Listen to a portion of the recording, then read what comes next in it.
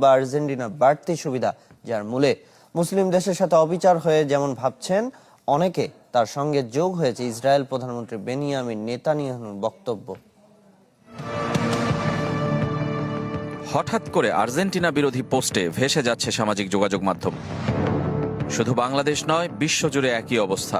ইউরোপীয় গণমাধ্যমগুলোও এ বিষয়ে সোচ্চার। টেলিগ্রাফের মতো যুক্তরাজ্যের প্রভাবশালী দৈনিক প্রতিদিনই ফিফার ষড়যন্ত্র তত্ত্ব বা আর্জেন্টিনার বাড়তি সুবিধা নিয়ে লিখছে।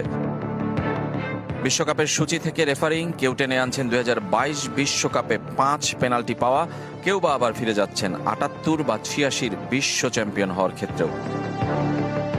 যে আর্জেন্টিনা ছিল সমর্থকদের প্রাণ, তারাই কেন শত্রুতে পরিণত হলো?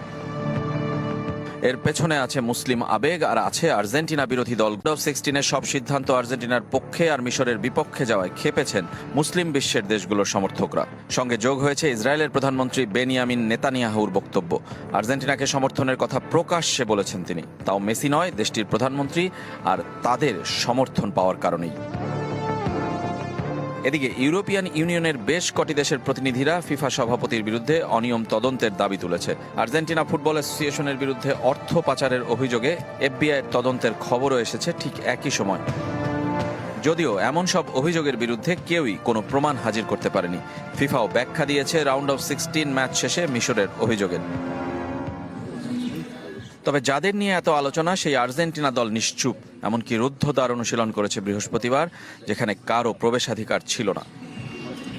পুরো দল ফিট, ইনজুরি নিয়ে চিন্তা থেমে গেছে।